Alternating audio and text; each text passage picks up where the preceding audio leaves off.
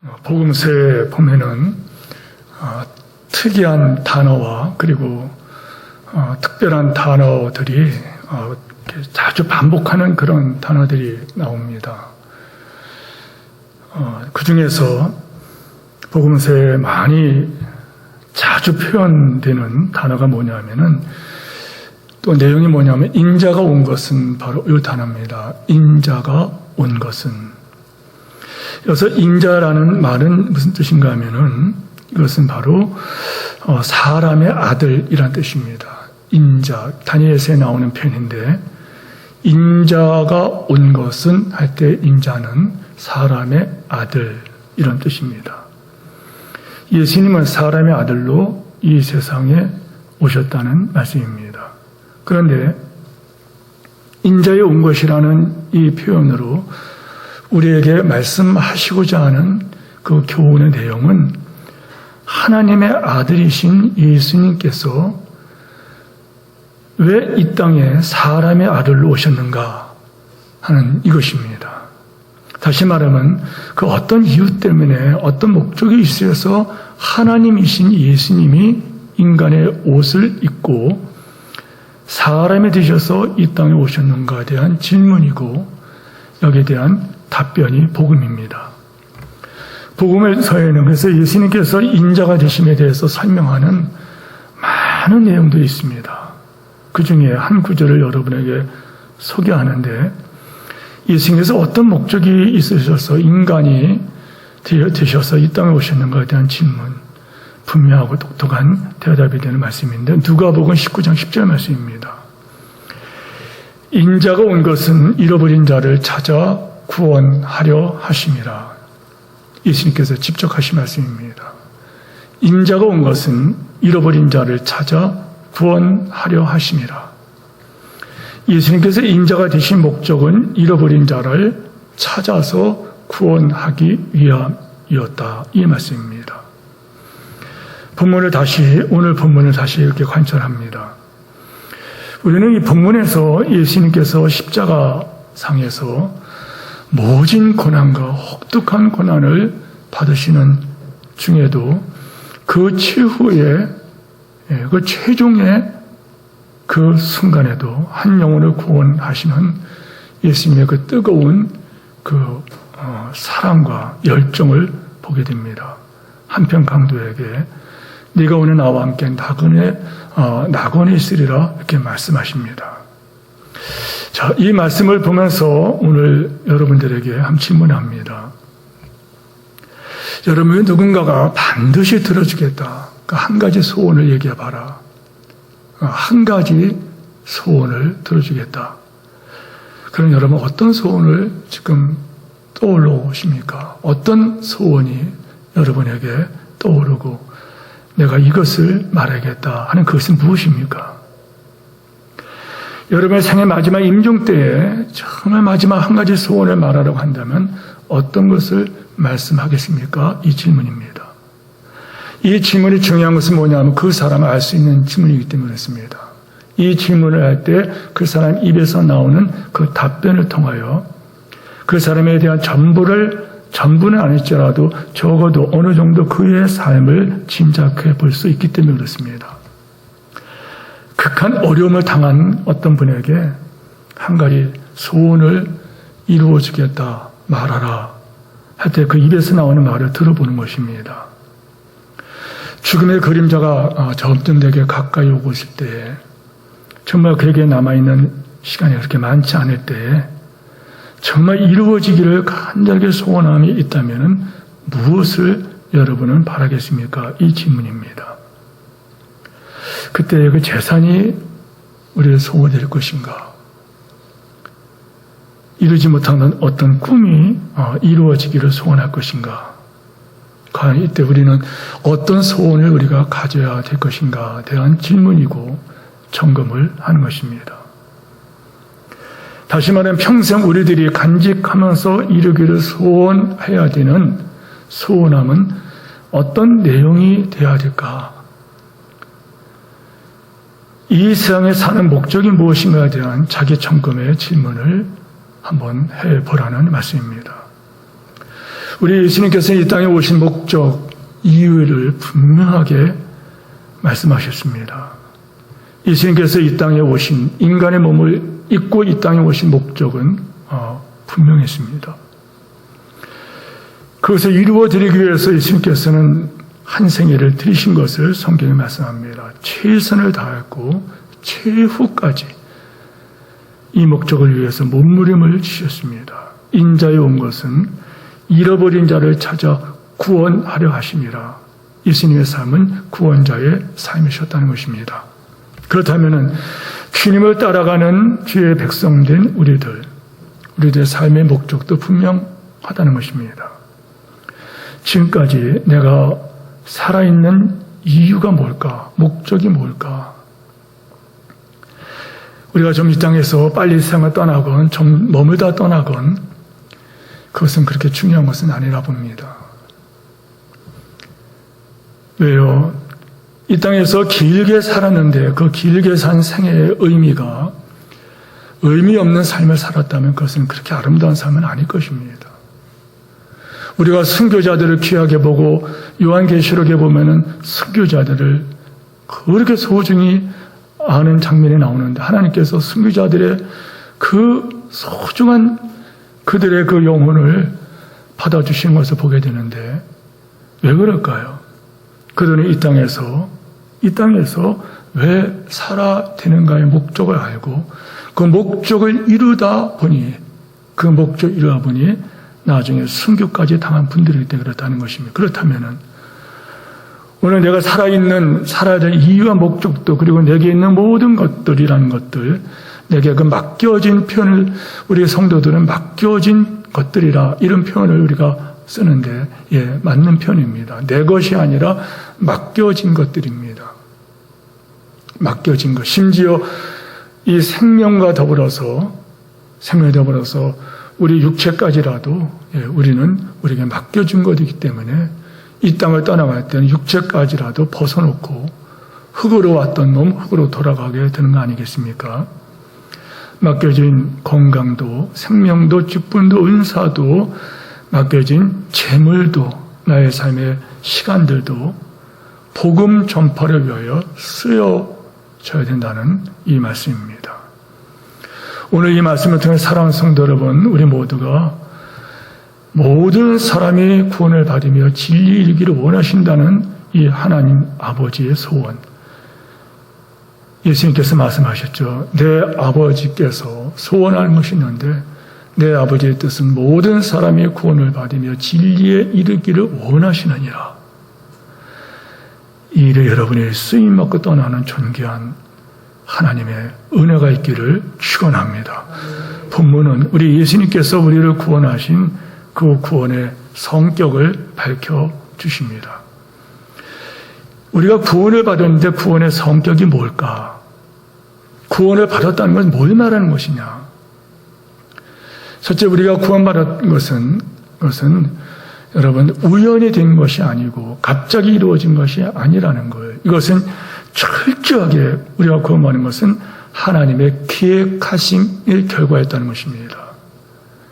성경을 보면은 우리가 구원받은 것에 대해서 하나님의 구원 계획이 있었다 이렇게 말씀하십니다.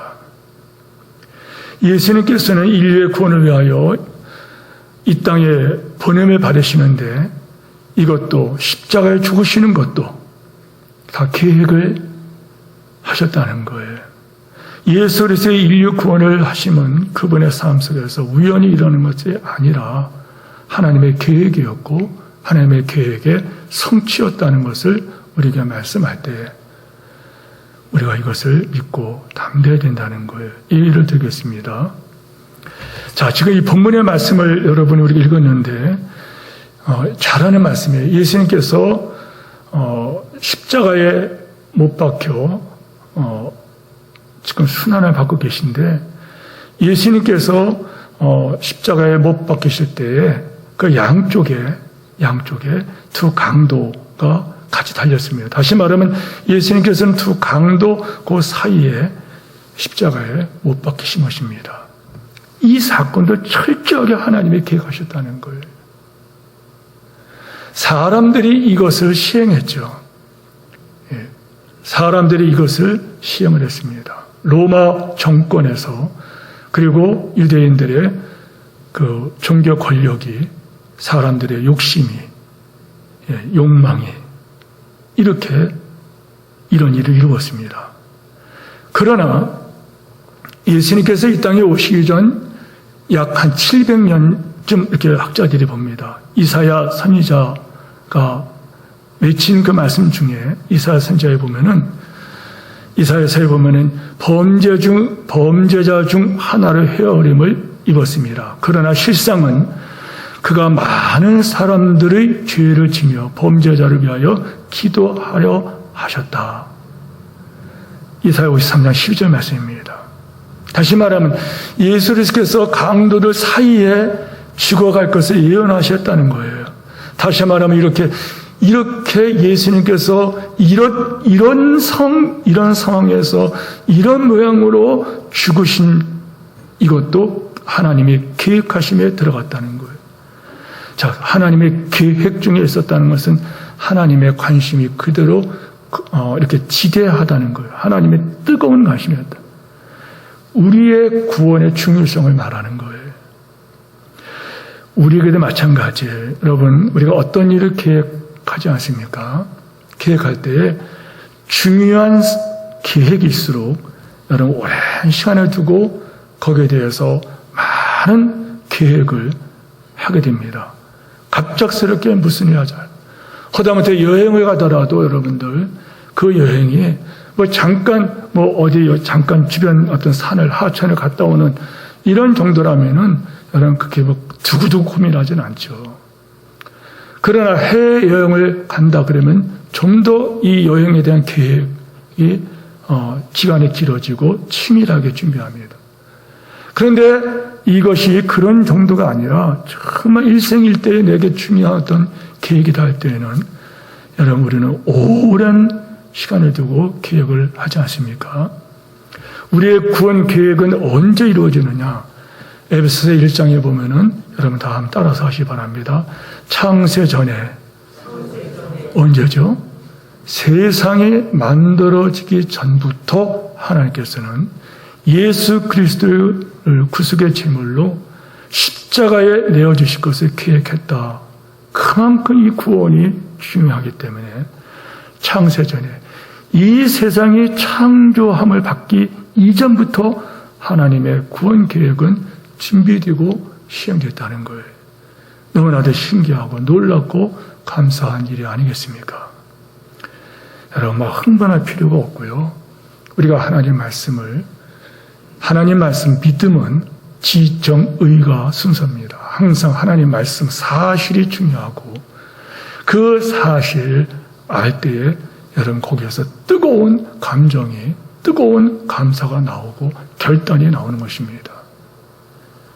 성도 여러분, 히브리서 2장 3절의 말씀은 이렇게 증거합니다.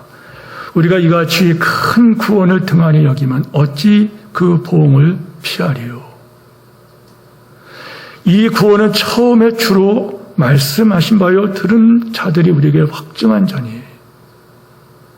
여러분, 이 하나님의 구원의 계획과 성취와 이 축복을 우습게 여기고 소홀히 여긴다면은 하나님의 심판과 저주를 우리가 어떻게 피할 것이냐. 이 엄청난 하나님의 계획. 이 세상에 만들어지기 전부터 계획하신 하나님의 이 구원을 우습게 여기고 가볍게 여기고 조롱하듯이 멸시하면 어떻게 구원을 받을 것이냐. 계획된 구원, 그것이 인류 구원을 위한 하나님의 계획이었다면 그 계획 앞에서 여러분은 어떻게 해야 되겠냐 이 말이에요. 적용해 보겠습니다. 여러분의 가족은 어떻게 될 것입니까? 여러분의 가족은 어떻게 되겠냐 이 말이에요. 강기영 장로님이 감격하는 것은 딸이 세상을 떠난, 여러분 자식이 세상을 떠난 그보다 아픈 슬픔이 어디겠어요? 어제 유로 예배를 드리고 저녁에 오는데 그 차 안에 어떤 권사님께서 저 아픔은 아무도 모른다. 그러나 나는 안다. 자식을 앞서 보낸 저 부모의 마음을 아무도 모른다. 그러나 나는 안다. 그러면서 그 권사님께서 그런 말씀하시더라고요. 25살에 내 아들이 아침에 일어나 보니까 심장마비로 떠나 있더라. 그 아들이 얼마나 똘똘하고 얼마나 애가 정말 훌륭했는지, 얼마나 부모에게 효도를 했는지. 여러분, 30년도 더 된 그 시간 속에 그 아이는 25살에 청와대에 직원으로서 취업이 확정되고, 옛날 여러분 수십 년 전 청와대 직원이 됐다는 것은 권력의 핵심으로 들어간 것입니다.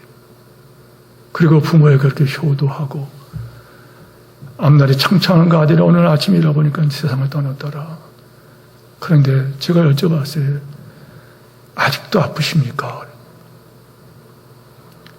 여러분, 부모가 떠나면 그 부모를 산에다 묻지만은 자식이 죽으면은, 먼저 죽으면은 가슴이 묻는다는 말을 그 권사님이 계속 하시더라고요.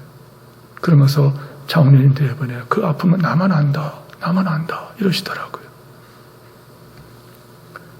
성도 여러분, 그렇다면은 우리가 이같이 큰 구원을 우습게 여긴다면, 소홀히 여긴다면 우리가 하나님의 심판과 저주를 어떻게 피할 수 있겠느냐? 여러분의 불신 가족은 어떻게 하실까 질문입니다. 우리 이웃은 어떻게 하실 것인가? 추석 명절이 돌아오는데 우리가 뭘 어떻게 해야 될 것인가? 성도 여러분, 먼저 여러분이 예수 믿고 구원받은 것을 홀이라도, 조금이라도 의심 없기를 주임으로 축원합니다. 장로님께서 그 고통 중에서도 고백하는 것은 따님을 위해서 얼마나 많이 기도를 하셨는지, 기도하는 중에 그 간증을 저는 3번이나 들었어요. 아니, 4번째 들었습니다. 두 줄이 이렇게 해서 사람들이 서 있는데 사랑하는 딸이 하늘을 쳐다보고 하면서 그 길을 이렇게 가더라. 구원받은 게 간증이죠. 그걸 보고 감사하고 감격하고 구원의 복음을, 이 은혜를 감사하는 그 장로님의 마음을 보면서 다시 한번 생각해 보는 거예요. 여러분의 부모, 형제가 믿지 않을 때, 여러분의 자녀가 믿지 않을 때 어떻게 할 거냐? 구원은 갑자기 이루어진 게 아니라 하나님의 계획하심이 있었다는 거예요. 역시 이 구원은 하나님의 계획하심 중에 지금도 현재성이라는 거예요. 우리가 구원을 받았다 하면은 우리는 연상되는 단어가 뭐냐면 죽으면은, 이런 죽음을 연상돼요. 예, 물론 우리가 죽은 다음에 천국 갑니다. 천당 갑니다. 그래서 우리는 죽을 때라는 관점에서 이 구원을 늘 생각을 합니다. 이것은 죽으면은 구원에 대한 미래성이죠. 물론 죽음에 대한 미래에 대한 성격을 우리가 말할 수 있어요. 여러분, 이 성경에서 구원의 시간을 말할 때 자주 구원의 성격에 대해서 말씀할 때 이렇게 말씀하십니다. 본문에 나타나는 것도 보면은요. 자, 본문을 보면 낫겠네요. 본문에 나타난 이 마지막 순간에 회개하는 강도가 어떻게 예수님께 말씀드립니까? 어떤 말씀을 드립니까, 여러분? 예. 여기 이 말씀을 보면은,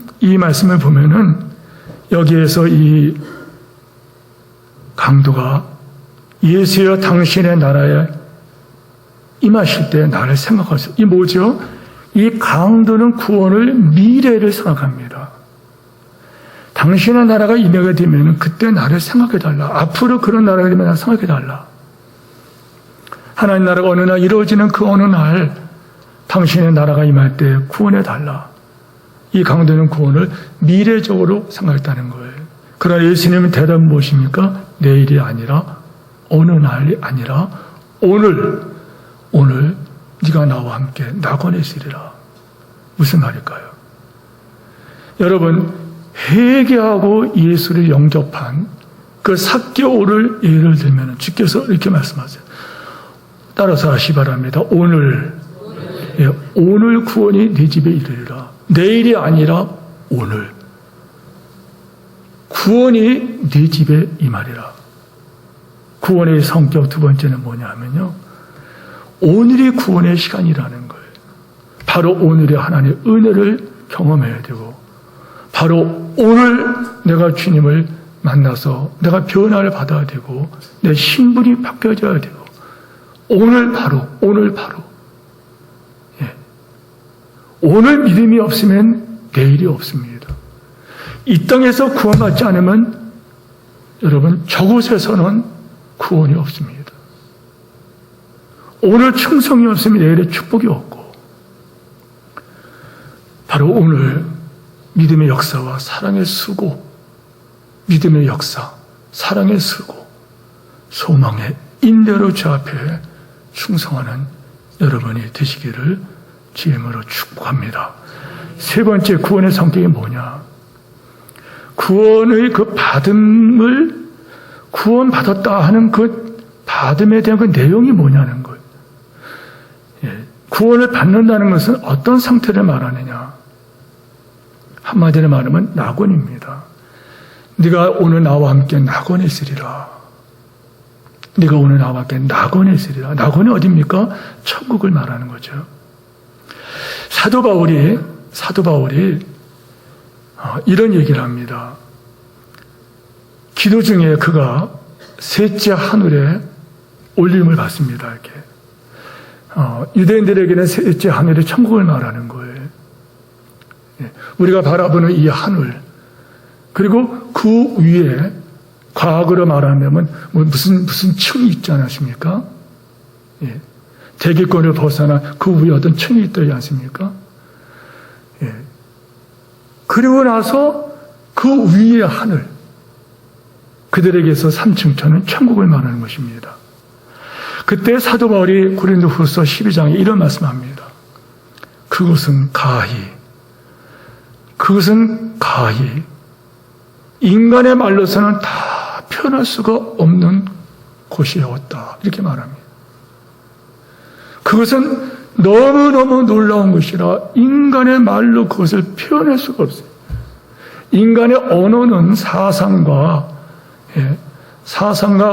그런 생각을 담는 그릇이 아닙니까? 근데 이 인간의 그 언어라는 것은 어떤 사상, 생각을 담는, 그것은 여러분 경험한 것들에 대해서 우리는 표현을 할 뿐입니다. 그런데 이 천국의 영광을 보니 인간의 말로서는 표현할 수가 없어요. 왜? 경험해보지 못한 세계를 보니. 그는 그런 말 하죠. 내가 몸 밖에 있었는지 몸 안에 있었는지 나도 모르겠다. 이런 표현을 씁니다. 인간의 모든 글과 말로는 다 표현할 수 없는 인간의 설명이 불가능한 그 영광의 나라에, 여러분, 이것이 바로 천국이었다는 거예요. 천국을 경험한 이 사도 바울은 그래서 그런 말을 하죠. 내 주 예수 그리스도라는 지식이 가장 고상함을 인하여 내가 이전에 내가 추구했던 모든 것들, 내가 사모했던 모든 것들이 다 배설물 같이 여겼더라. 그 천국을 바라보니, 그 천국의 영광을 바라보니, 천국의 영광으로 이 세상을 바라보니 세상에 모르면 똥 오줌과 같은 것들이었더라. 여러분, 그 세계를 우리가 알 수 있을까요? 바로 여러분에게 보장된, 구원받은 분들의 보장된 약속된 나라입니다. 여기에 대한 뜨거운 소망이 있습니까? 또 생각해 볼 것은 낙원의 본질이 뭘까? 여러분, 말씀드린 것처럼 그것은 너무너무 좋은 곳이라고 그랬어요. 아름다운 곳. 그런데 우리가 생각하는 것은 낙원을 기다리고 낙원이 될 수 있는, 너무너무 아름답고 즐겁고 기쁘고 영광스럽고 찬란하고 인간의 용어로 표현할 수 없는 그 나라, 그 나라가 여러분 그렇게 그리운 이유가 뭘까요? 단순히 우리가 거기 가서 거기에는 눈물도 없고 애통하는 것도 없고 곡하는 것도 없고 아픈 것도 없고 모든 것이 완벽한 나라다. 그래서 거기 가고 싶다. 그렇습니까? 천국이 좋은 것은 바로 그곳에 주님이 계시기 때문입니다. 믿습니까? 주님이 계시기 때문에 나를 사랑하사 나를 위하여 자기 목숨까지 버려주신 그 주님이 계시기 때문에 나를 사랑하는 그분이 거기 계시기 때문에 나를 사랑하는 그분이 거기 계시기 때문에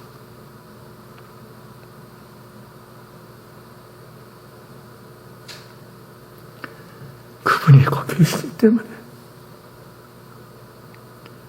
그분이 우리와 함께 하신다는 그것이 있기 때문에 우리는 그 나라를 사모한다는 거예요. 여기에 또 하나의 생각을 해봅니다. 질문에 하나가 더 있는데 십자가 위에 주님은 가운데 못 박혀 계시고 양쪽 강도가 십자가에 매달려 있습니다. 근데 어째서 두 강도 중에 한 강도만이 이 놀랍고 아름다운 구원을 받게 되었는가? 한쪽 강도가 말한 것처럼 우리가 우편 강도 말하는 그런 말은 없고요. 한쪽 강도, 왼쪽이 오른쪽은 몰라요. 둘 다 한편 강도가 말한 것처럼 똑같이 강도 짓을 했어요. 똑같이 사형을 언도받았어요. 똑같이 십자가에 못 박혔어요. 책을 보면은 십자가에 못 박혔다는 것은 이거는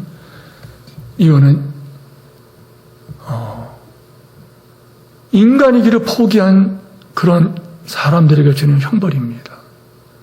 너무너무 혹독하고 너무나도 아프고 너무나도 부끄러운 거기 때문에 십자가에 못 박는 것은 반역자, 특별히 반역자 외에는 심지어 로마 시민권자들은요 어떤 죄를 짓더라도 십자가형은 받지 않아요.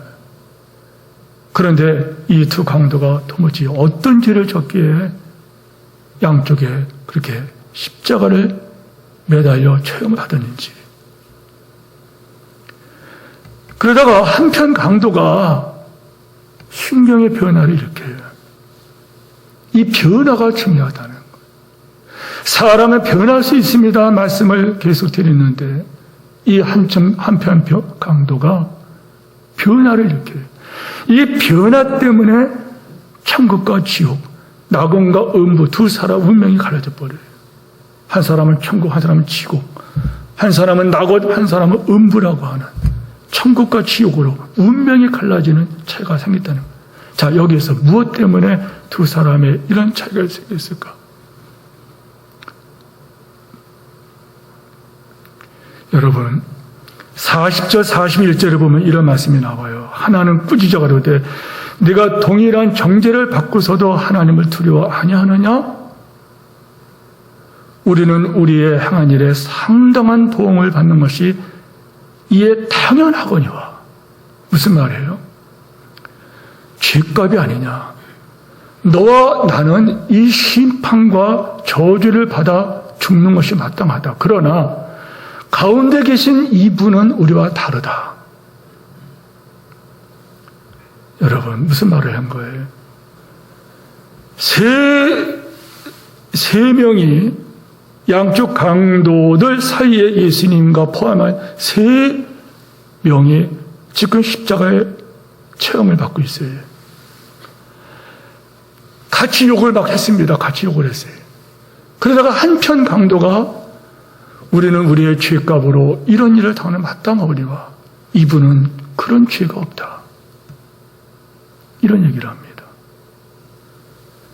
저번에 어쩌면 우리들이 기다려왔던 메시아일지는 모른다. 우리는 우리 죄값으로 이 이 심판을 받고 저주받고 죽는 것이 마땅하지만 저분은 우리 죄를 용서하고 우리를 구하러 오신 구세주가 분명하다. 여러분, 이 놀라운 은혜로 발견이 이 순간에 그 입술에서 고백이 터졌다는 거예요. 예수여, 당신의 나라에 임하실 때 나를 기억해 주시바. 오 주님, 당신만이 나를 구원할 수 있습니다. 주님, 나를 구원해 주세요. 여러분, 이때에 생각해 보세요. 구원의 성격이 나오지 않습니까? 이때의 이 강도가 자기가 말한 것처럼 객관적 사실로 증거된 것처럼 이 사람이 구원받을 만한 어떤 조건이 있나요? 어떤 그에게 의의가 있나요? 어떤 공력이 있나요? 칭찬받을 게 있나요? 나중에 아무것도 없어. 아무것도 없어. 그런데 이 자가 고백한 것이 뭐예요? 예수여, 당신의 나라에 임할 때 나를 기억해 주시기 바랍니다. 주님만이 나를 구원할 수 있습니다. 나를 구원할 수 있습니다. 주님, 나는 주님을 믿겠습니다. 이 고백이 되는 순간에 오늘 네가 나와 함께 낙원에 있으리라. 그에게 구원이 이루어졌습니다. 할렐루야. 이것을 우리가 어떻게 해석하겠습니까?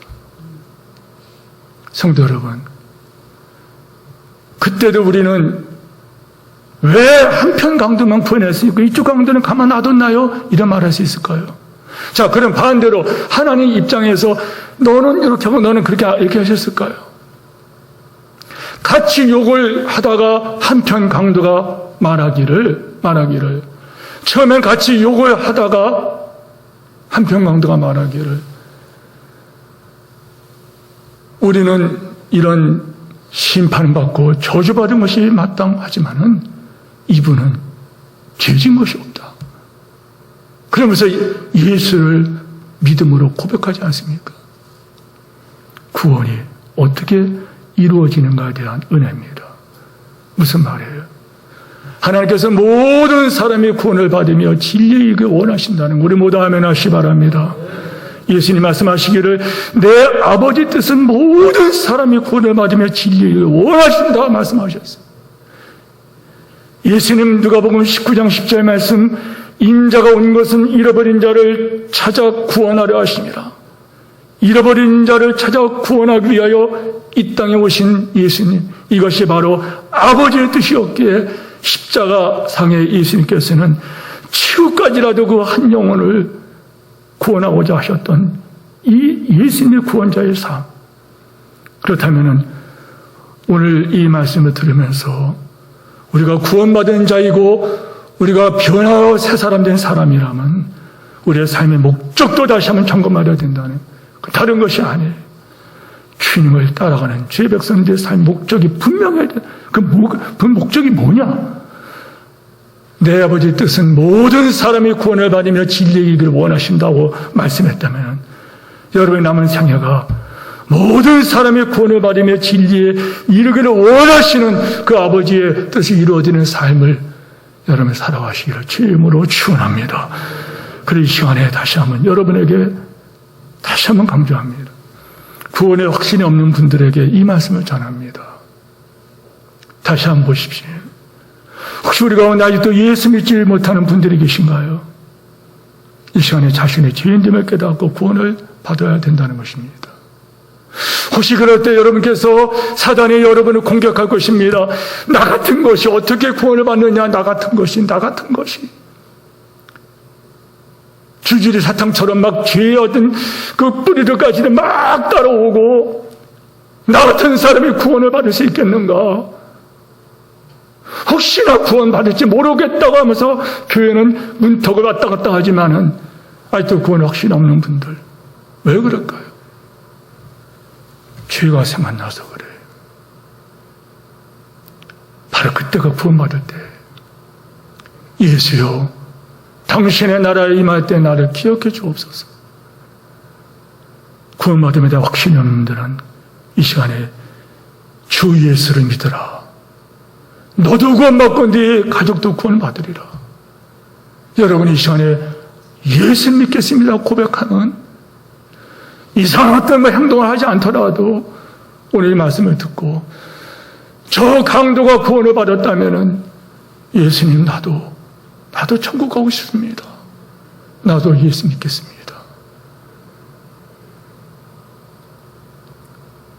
고백하고 구원받는 시간 되기를 축원합니다. 구원에 확신이 있는 분들도 여러분에게 다시 한번 강력하게 권면합니다. 성도 여러분, 오늘 여러분의 마지막이라면 여러분은 어떤 일을 하시겠습니까? 목욕하고 수입을 생각하고 가만히 누워 있겠습니까? 오늘 여러분의 마지막이라면 여러분은 어떤 일을 하겠습니까? 여러분의 언젠가 최후, 여러분의 인생의 마지막 최후에 한 가지만을 할 수 있다면 여러분 뭘 하겠습니까? 우리 주님께서 한 영혼을 구원하고 가셨습니다. 우리들에게 뭘 말씀하시는 겁니까? 그 처절한 고통과 인생 최후의 선에서 주님께서는 또 한 영혼을 천국으로 인도하신 이 현장에서 우리가 깨닫는 것이 무엇입니까? 전에 제가 이 본문을 가지고 설교하면서 신학교에서 배웠던 말을 여러분에게 소개했어요. 설교학 시간에 교수님께서 그런 말씀을 하셨어요. 학생들, 설교가 뭔지 아는가? 설교가 뭔지 아는가? 이런 저런 말을 거기서 했습니다. 부담 없이 얘기해 보게나. 예, 설교는 목사가 하는 겁니다. 아니, 그거는 아니고, 그거는 누가 하는 거야, 그걸 얘기고. 설교가 뭔가? 설교를 왜 하는가? 많은 말이 나올 때, 결국에 교수님께서 내가 하고 싶은 말은 이거네. 설교는 죽어가는 자가 죽어가는 자에게 마지막으로 하는 그 말이 설교라고 한다. 그렇다면은 죽음을 향하여 오늘도 쉬지 않고 달려가는 여러분의 생에 언제라도 부르심을 받으면 떠나야만 되는 이미 사형 선고를 받은 우리들 아니 죽음의 선을 향하여 가고 죽음의 선을 건널 우리가 아니냐 이 말이에요. 그렇다면 우리는 뭘 해야 됩니까? 여러분 최후까지 한 영혼을 구원하겠다고 하는 거룩한 결단이 일어나는 여러분들에게 축원합니다. 여러분의 부모님, 여러분의 자녀들, 여러분의 형제들 다시 선포합니다. 사람은 예수를 많은 편 아멘 하시 바랍니다. 주님의 은혜와 사랑으로 변한다는 사람 변할 수 있다는 거예요. 오늘 네가 나와 함께 낙원이 있으리라. 예수 믿지 않은 분들 혹 예배당 나오면 구원 받을까 나온 분들 주저하지 마시고 내가 죄가 많아서 내가 무엇 때문에 이러면서 여러분께서 계속 갈등하는 여러분이 있다면 이 시간에 예수님을 믿고 구원을 받겠습니다. 고백하고 구원받는 시간 되기를 축원합니다. 구원을 받았다면 구원을 진짜 받았다면 여러분 이제는 예수님과 같이 마지막 순간까지 이 복음을 나는 증거하겠습니다. 여러분의 구원받을 사람들을 생각하면서 이 시간에 합심해서 기도하는 시간을 갖도록 하겠습니다.